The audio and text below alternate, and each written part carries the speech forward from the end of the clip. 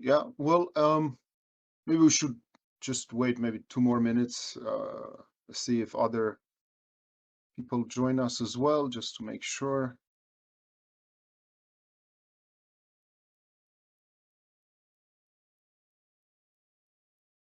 So just for everybody, I'm George Sipos. I will moderate the session.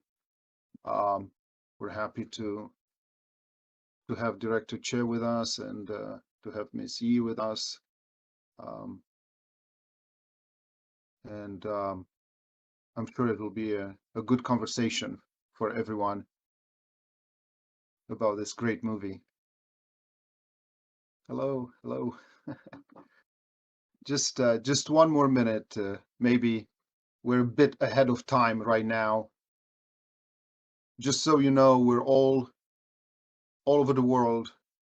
I'm in St. Louis, Missouri, in the United States. It's 10 o'clock in the morning here. The colleagues and the friends in Romania are, I don't know what time it is there now. It's 6 p.m. perhaps.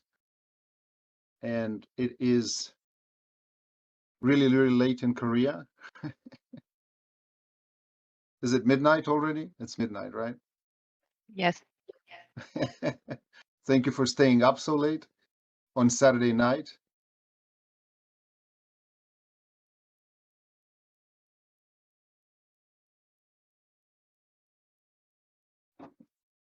Okay. So, Andrea, I think we can start with the conversation, okay? All right, good.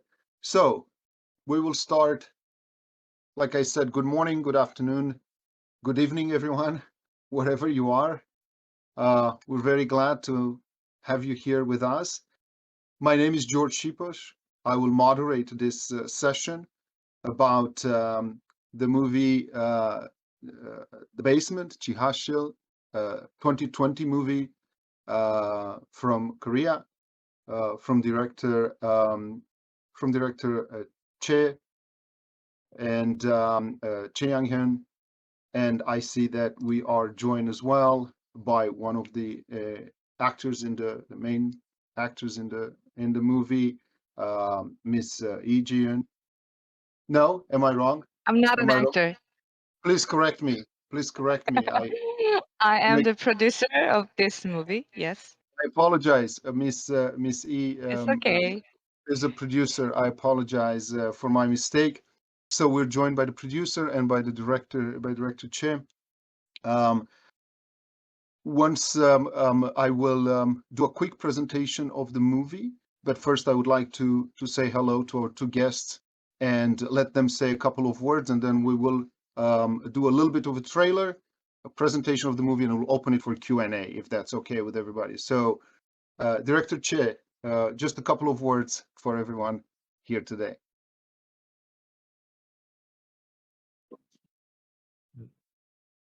네. 안녕하세요. 영화 지하실의 최양현입니다. Hello, my name is Che Young-an, director of The Basement. 네, 만나서 반갑습니다.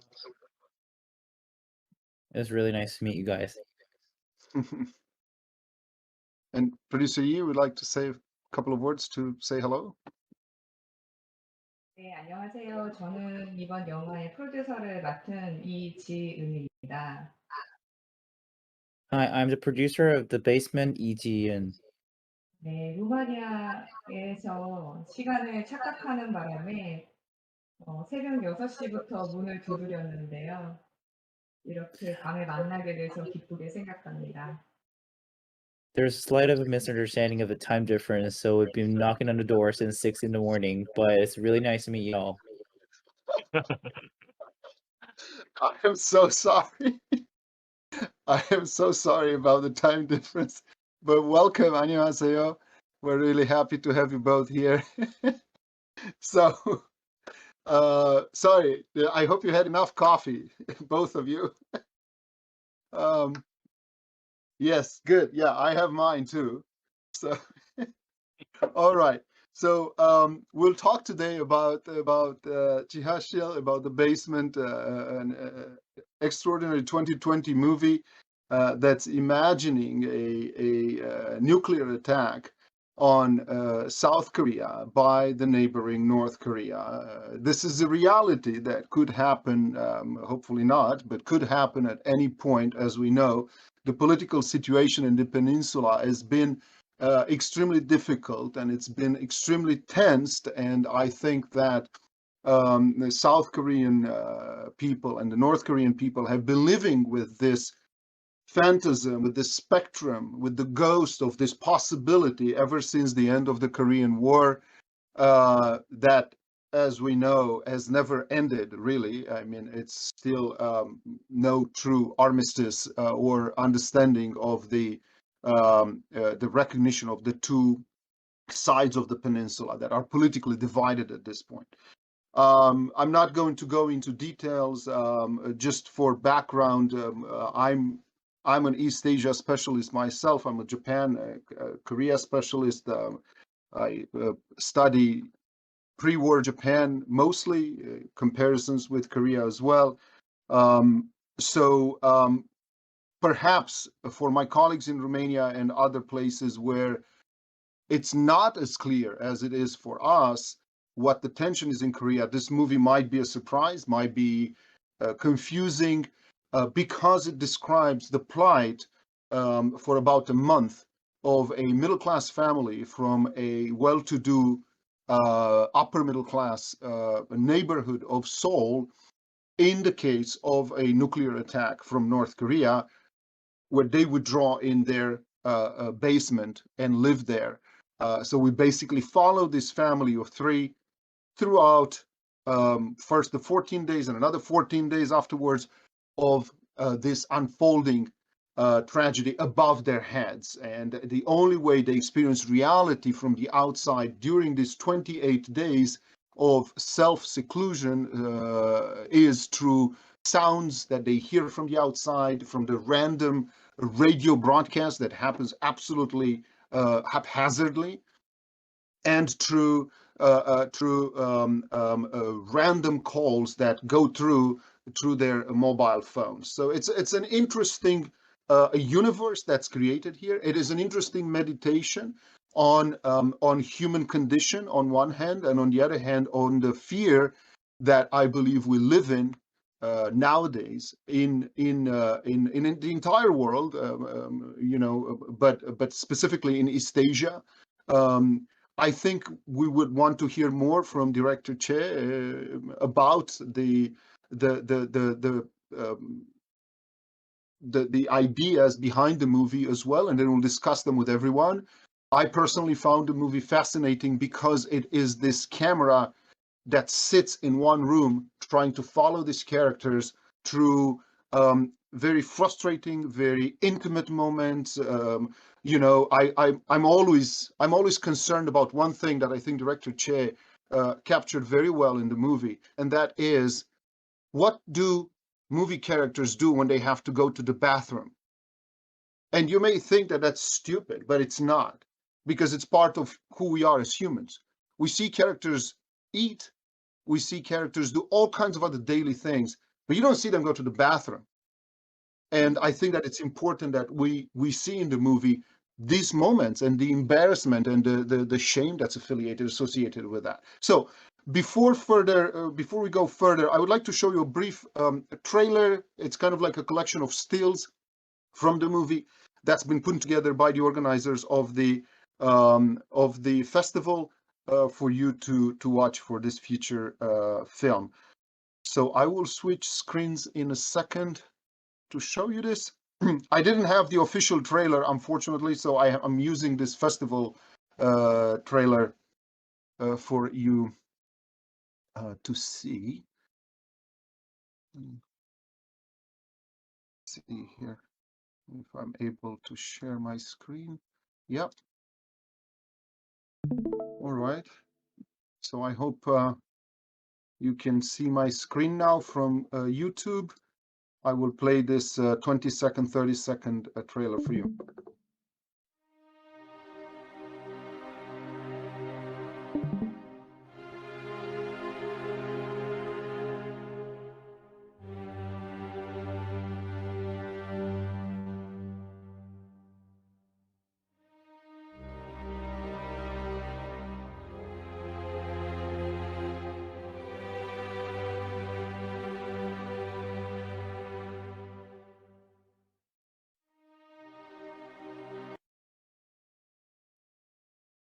All right. So I will stop my streaming here, and we will we'll move into a bit of an introduction of director Che. Was born in Seoul with a bachelor's of arts in film directing and Korean literature, and then with an MA in image engineering. He's been producing a number of short films already, have been nominated, were won in festivals all over the world. He's now the managing director of a film production company called Paranoid Future Cinema Lab, and this is his first full-length feature film that we are happy to see today. I looked the film up. I saw him in the Moscow International Film Festival as well, featured there. I saw a lot of other commentaries from director Che about the overall situation that produced the movie, and I think it is interesting also that it was produced during the 2020 pandemic, which pretty much forced all of us to be behind closed doors. So, Director Che, without further ado, I would like to let you talk a little bit about the movie. I understand Jesse will help us translate when you prefer to switch between Korean and English. So, before we open the Q&A, please tell us about the movie and about your production and the story behind it. Thank you.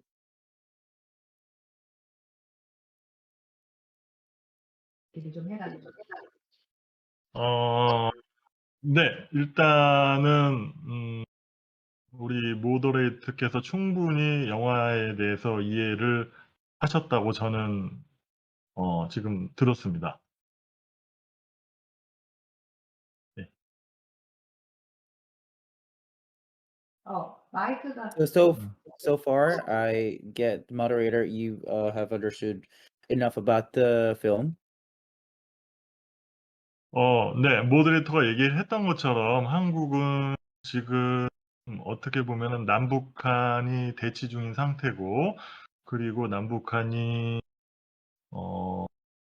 많은 돈을 들여서 군대를 만들고, 그리고 북한은 아시는지는 모르겠지만 실제로 이제 핵무기를 개발한 상황입니다. As you said, we have a big tension between North and South, and we both are putting a lot of assets and money into actually developing a lot of military defense system against each other. And if whether you guys are already aware of it or not, North Korea already invented a nuclear weapon.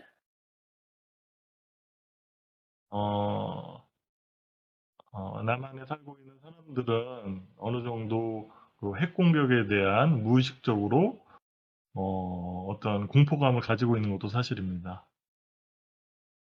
So the citizens of South Korea, it's actually a reality for having a fear for a nuclear weapon.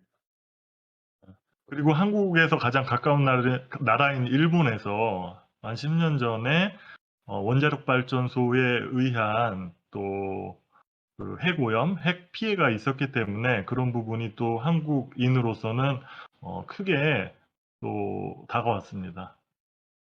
Also, approximately 10 years ago, one of the nearest countries, Japan, had its pollution, its environment polluted from a nuclear plant. So actually, that really occurs us to have more of a fear toward nuclear power or weapons.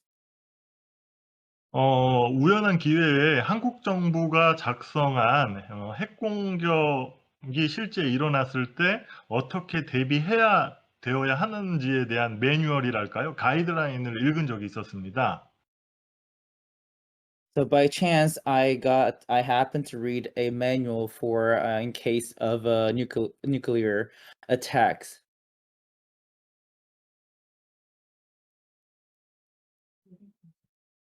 네, 그래서 저는 그런 매뉴얼과 한국의 상황을 가지고 실제 이 상황이 일어났을 때 정말 한국에서 살고 있는 중산층 가족은 어떻게 행동할까? 여기 영화에서 묘사된 중산층 가족은 사실 뭐, 어떻게 보면은 이제 남자 주인공은 이제 한국의 실리콘밸리라고 하는 판교에서 벤처 기업을 하고 있는 이제 사장인데요. 이 사람들이 실제로 핵 공격이 일어났을 때 어떻게 행동할까라고 하는 거를 한번 영화로서 이야기를 다뤄보고 싶었습니다.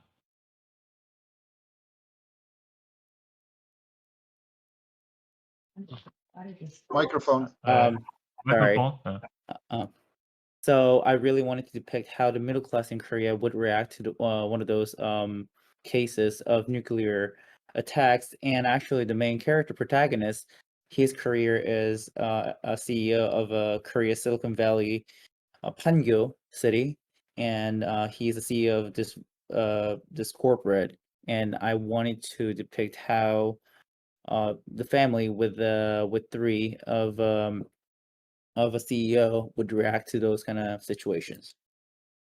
네, 그게 이제 첫 번째로 이제 드러나는 얘기라면은 이제 두 번째 컨텍스트, 서브텍스트로는 이 영화가 이제 작년 코로나 에라에서 찍었는데, 저는 이 핵공격으로 인해서 가족이 락다운 당한 이 시츄에이션이 마치 코로나 상황으로 인해서 어딘가 밖에 나가지 못한 그런 가족을 또 은유할 수 있다는 생각을 했습니다. And also metaphorically, I wanted to portray the family situation as in a lockdown, in a smaller or a mundane situation that we are in a COVID era. 그래서 그런 관점에서 이야기를 제작하게 되었던 것 같습니다. So that was my point of view and that my the way of telling the story. Excellent. Thank you. That makes perfect sense. Again, looking for story tropes, I have to admit that this type of theatrical setup, stage setup, in which three characters are forced to live with one another in a cloistered environment, is always very productive. It always creates a lot of stories and a lot of tension between humans. Now, maybe one other aspect that we can explain to our colleagues is the fact that they may be surprised by the situation or by the appeal of a family being stuck together. But this is important in Korean society, right? Because families don't spend necessarily that much time together, right? We have a teenage girl who's the daughter, who's always out there doing her thing with her friends and being out there. We have a CEO father who's constantly traveling, doing his golf trips. We see him, he's ready to go to Thailand if there's no nuclear. And then we have a mother who's mostly expected to live her life behind closed doors, taking care of the house, cooking, preparing, cleaning, and so on and so forth. So you have three characters who, although are a family, they're not necessarily used to be living together in that tight space. These are independent beings, kind of like split and doing everything in their daily life, and suddenly they have to come together by force under this threat. And what they do in the process is the rediscovery of that family unit, to the point where in the end, the most iconic image of the film, in my opinion, is the three of them huddled over the mother, trying to sort of give their life, their warmth, their body heat to this dying woman. So I think that this is an important piece of was this a meditation as well, Director Che, on on the 가족, the family unit in Korea as well?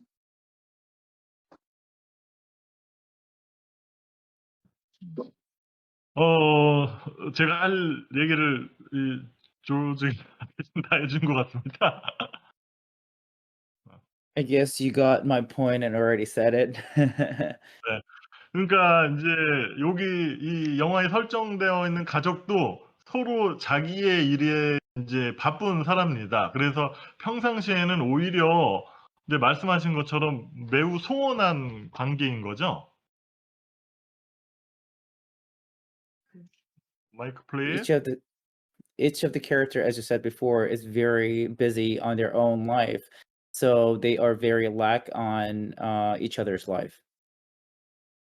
네, 그래서 영화 초반을 보면은 정말 오랜만에 하나의 공간에서 오랫동안 시간을 보내기 때문에 이 가족이 매우 어색해하고 서로의 관계가 정말 잘 스무스하게 굴러가지 않는 상황으로 묘사가 되어 있습니다.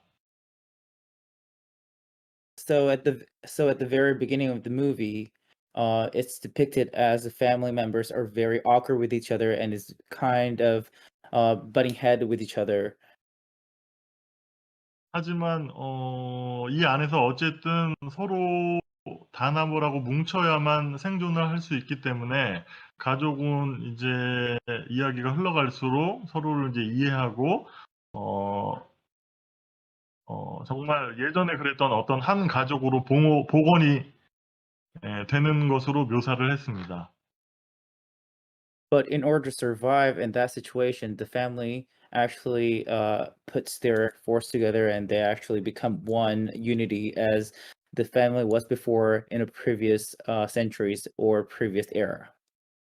그래서 결국에는 저는 이 영화가 이 가족 구성원 모두가 각자 이 재난이라고 하는 상황을 맞이해서 성장하는 드라마로 읽혀지는 것을 또 바랬습니다. So I wanted this movie to be a time of age kind of movie for the family, so if the family can grow through this crisis. That's I mean that's made evident. It's brilliantly expressed in the movie. One other thing that I wanted to ask, and then I will just move it over to my colleagues, is about the symbolism of the jihad, the underground. It seems to be a trope. I'm sorry to say that. Like for anybody who follows Korean cinema recently, I mean the most phenomenal cinema in the world today is Parasite. Parasite has a very pregnant symbolism of the underground, right? The family there lives underground because they're destitute, they're poor, and then they're kind of like the water comes in and it's like takes them out of their underground, and then they end up in the underground of another house, a big house this time, but it's still the underground for them. It doesn't change where they live. They're still in this, but that family is poor. That family comes from a different layer of society. What you're depicting here is a middle-class family with the means to live above the ground, who is actually forced underground in order to reinvent itself, in order to find itself again as a family. So it's in a way going back into a womb, into a metaphorical womb, to be reborn into that bright light at the end, and then go out, as funnily dressed as they are in their, like with their goggles, but they go out as different people. Is that part of is there a parallel with this this underground basement type of thing, going in and out and coming out as kind of like out of a new rebirth, if you will? 네, 여기서 상징하는 지하실은 또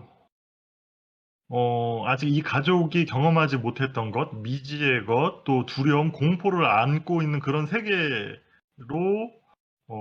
설정을 했습니다. 그러니까 지하실이라고 하는 곳은 사실 그러니까 밝음과 대비되는 어두운 곳이기도 하고, 실제 이 핵 공격을 맞이해서 정전이 되기 때문에 아주 캄캄한 세계입니다. 그러니까 여기서 뭘 할지 모르는 혼돈의 세계이기도 하고 밝음과 대비되는 세계, 어둠의 세계, 공포의 세계 이런 것들로 이제 묘사가 되었으면 좋겠다라고 하는 생각을 했습니다.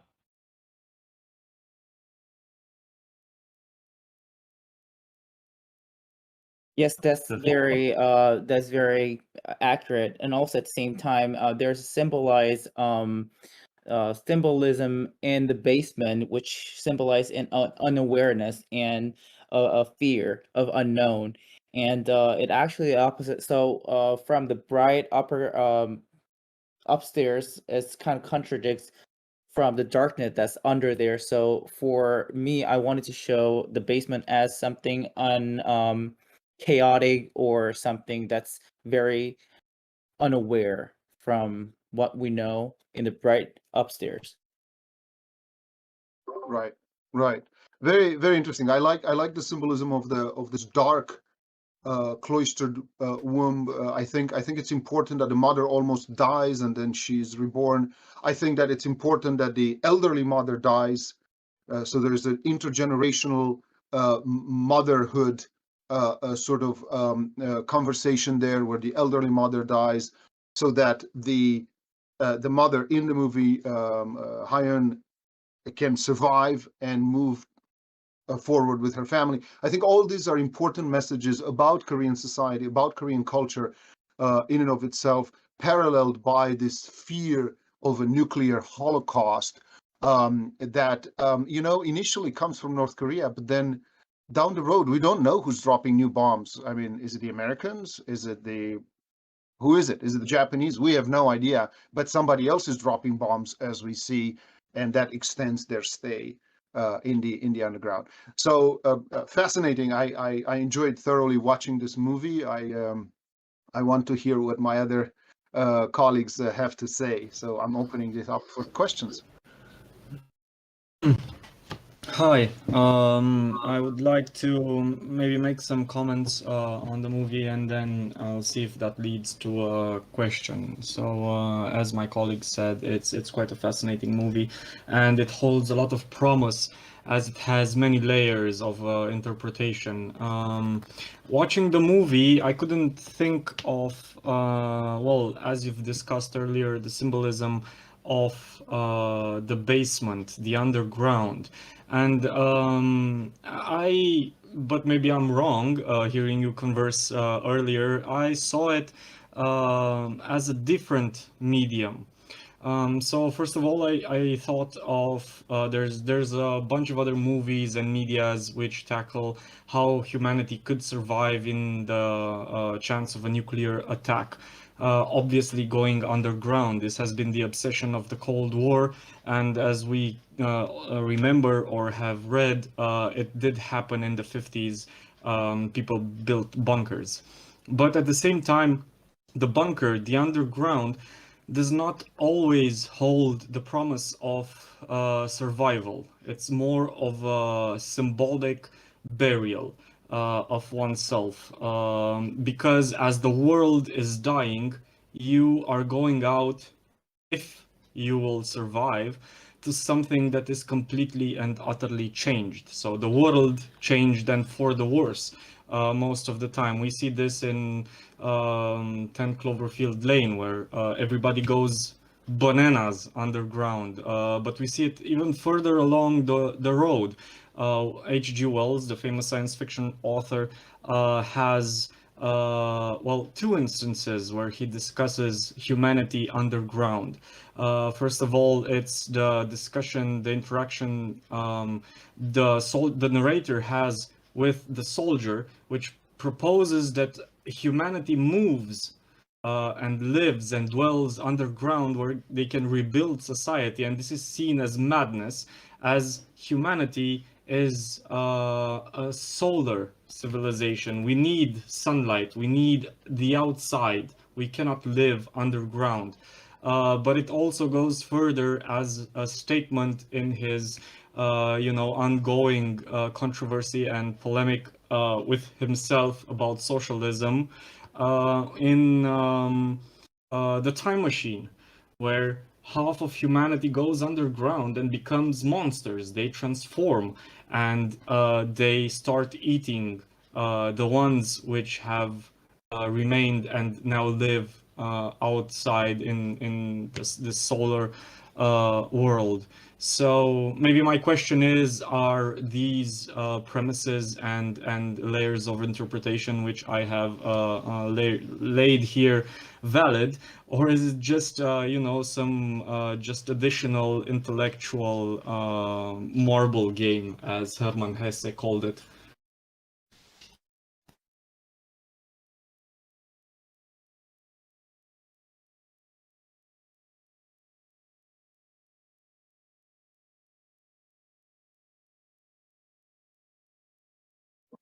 제시 통역을 한 번만 해주실래요? 이번 거는 못 알아들었어요.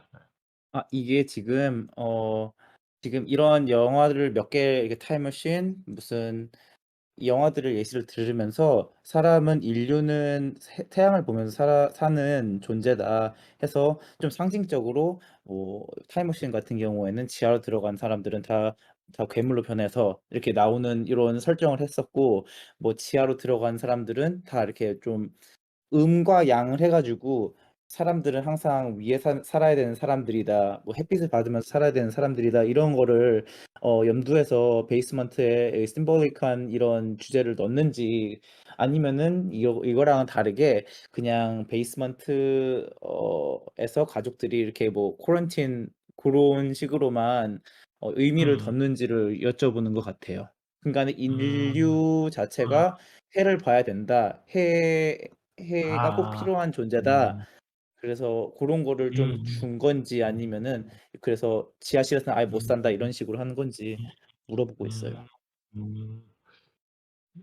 일단은 아까 조르지가 얘기한 것처럼 한국의 어떤 특수한 정치적인 상황이 텍스트로 깔려 있다는 점이 중요할 것 같습니다.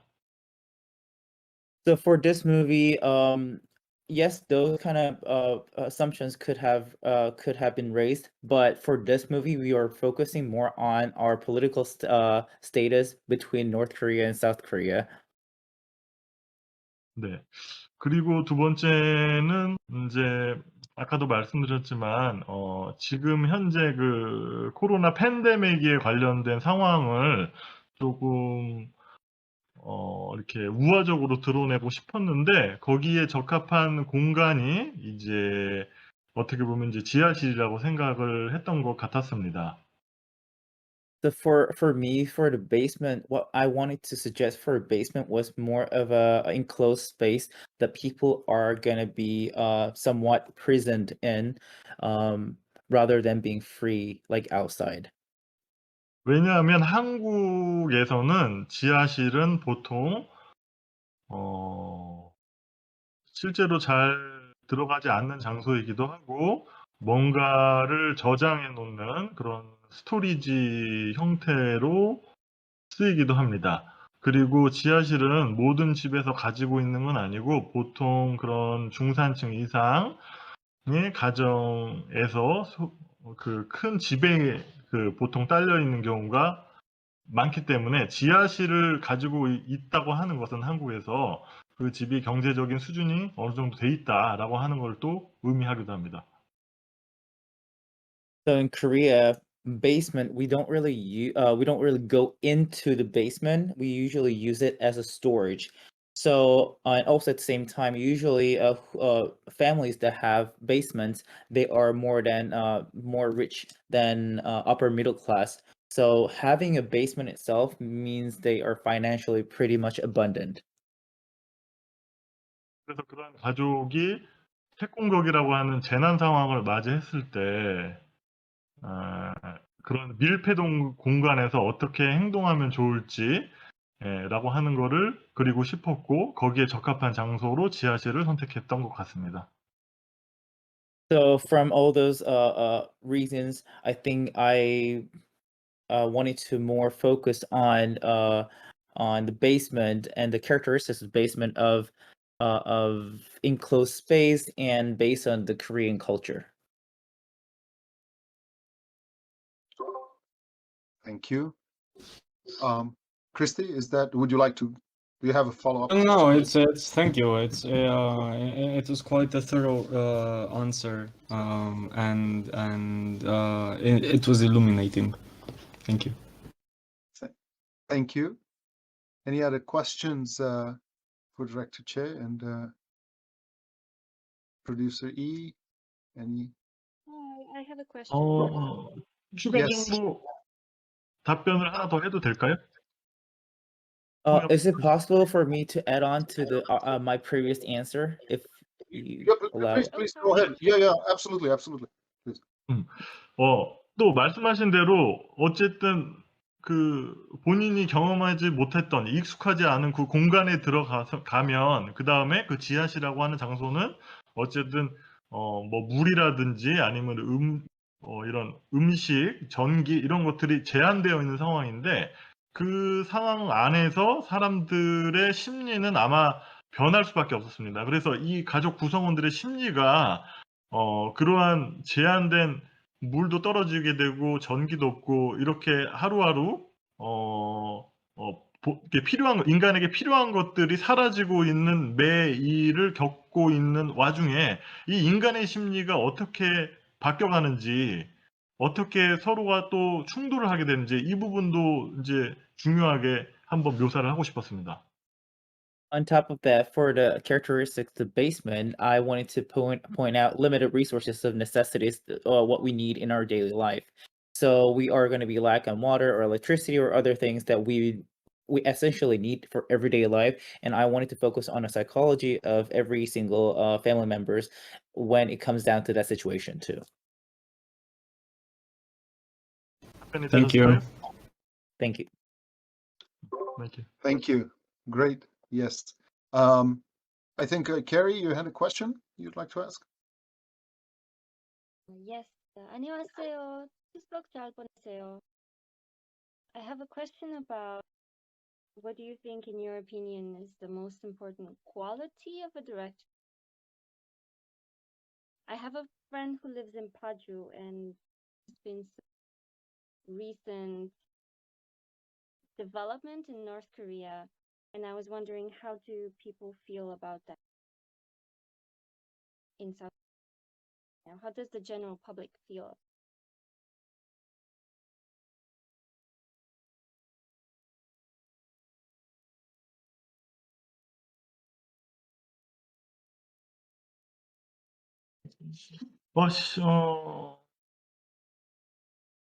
실제로 한국 사람들은 북한이 핵실험을 하고 그런 것들이 이제 뉴스로 전해졌을 때 많은 공포감을 느끼게 됩니다.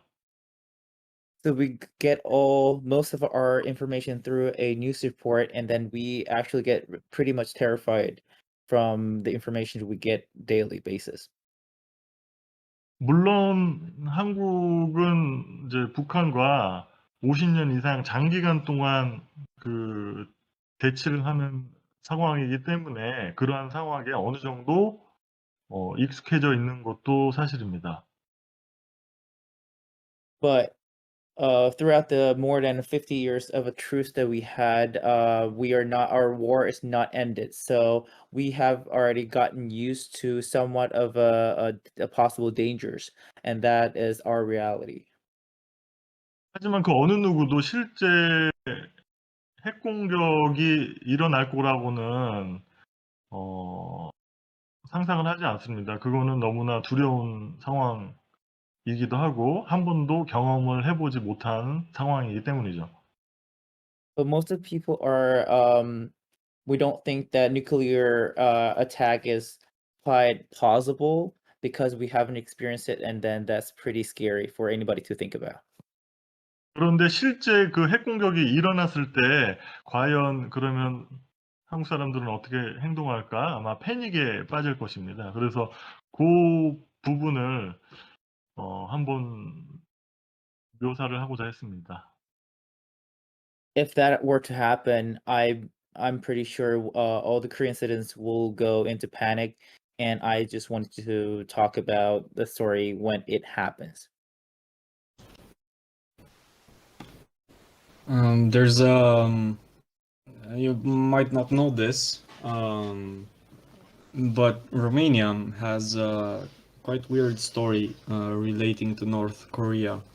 Basically, as you probably know, Romania has been a communist country for 45 years, since 1945 to 1989, and there were periods where, you know, communism was much tougher, much anti-human than other periods. So it sort of fluctuated between how much the state controlled and how much you know, it used propaganda, and how much it disposed of people. But I think, and I believe, the second most hard part and tough part of communism actually started in 1971, when our dictator, the famous Nicolae Ceausescu, went to a visit in North Korea, and seeing the huge performance the people put there for their beloved leader and our beloved leader back then, Ceausescu was quite impressed, and he sort of imported that relationship that North Koreans had with their and still have, unfortunately, with their dictator to Romania, and it sort of, in that aspect, resembled quite a lot the system the North Koreans have in place now, and after this small anecdote, I would like to ask you, and this is not necessarily movie related, but if you open the discussion between of the relationship between South Korea and North Korea, what is your opinion on what will happen in the future with the two countries, and especially with North Korea? Is there anything going to happen, or is well, the status quo will remain unchanged for however time?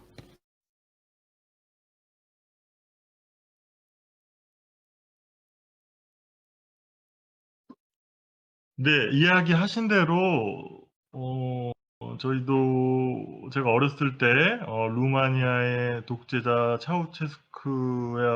차우체스크의 어떤 그 비극을 뉴스로 본 기억이 있습니다. As you said, when I was younger, actually, I got to witness the tragedy of Nikolai when I was younger. 예, 그 루마니아 딕테이터 차우체스쿠. 네. The Romanian dictator Ceausescu. 예. 그런데 얘기하셨지만 이 영화는 북한이 핵미사일을 쐈기 때문에 북한은 뭐 나쁜 나라다 이런 부분을 얘기하고자 하는 영화는 아닙니다. But with this story, I don't want to completely antagonize North Korea at all. 네. 이 영화는 단순하게 그러니까 핵 공격을 누가 했는지가 중요한 게 아니라 핵 공격 이후에 이 한국의 중산층 가족이 어떻게 혼돈에 빠지고 그 혼돈을 그 지하실에 대피해서 어떻게 이제 극복할 것인가에 관한 부분에 관한 얘기입니다. So I focus more on directing on the middle class family that is in that situation in a space that's have limited resources. 영화 중간에 보면은 갑자기 라디오가 켜지는데요. In the middle of the movie, he turns on the radio. 실제로 이 핵 공격이 북한에 의해서 발생한 건지 아니면은 다른 상황에 의해서 발생한 건지가 헷갈리게 모호하게 처리가 되어 있습니다. So from this, you might get confused if the nuclear attack has been from actual North Korea or from other sources. 말씀드리고 싶은 거는 핵 공격이라고 하는 그 재난 상황에서 어떻게 사람들이 그 재난을 맞이하고 그 재난을 돌파하고 그 재난을 통해서 이 주인공들이 얻고자 하는 것은 무엇인지 그 부분을 얘기하고 싶었습니다. Overall, I wanted to depict more on what the characters could gain and how they could deal with throughout the disaster. 그리고 하나 더 계속 강조를 하고 있지만 이 재난의 상황은 현재 우리가 세계적으로 처해 있는 그 코비드 19 에라하고 매우 유사한 상황이라고 생각을 했기 때문에 그 부분을 어떤 알레고리로서 한번 이 재난이라고 하는 상황을 대체해서 이야기를 만들고자 했습니다. And also, as again, I want to emphasize on this COVID era that we're going through, which is happening throughout the world. So I wanted that to be the center of the story and the metaphor for how what it means to not only Korea but to the other people from other countries.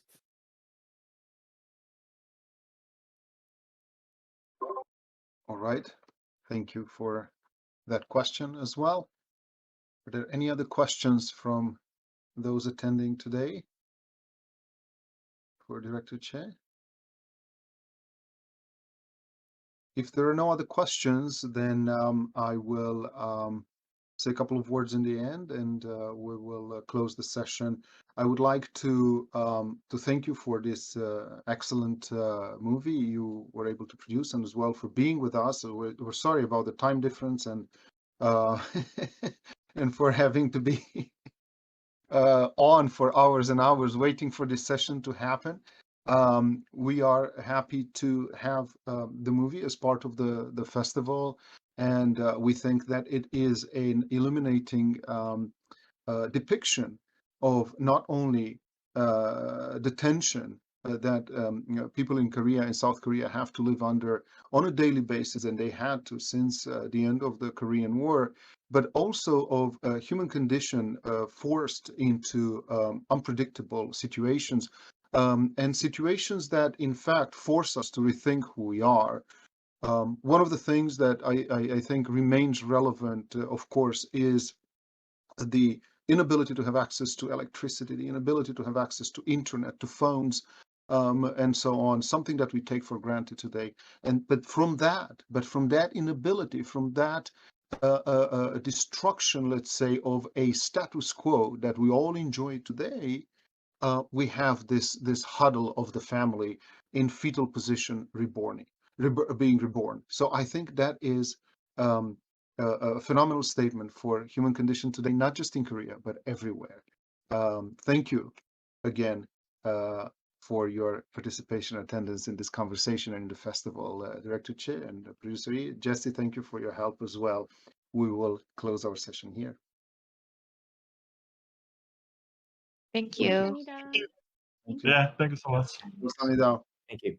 감사합니다. 네. 네.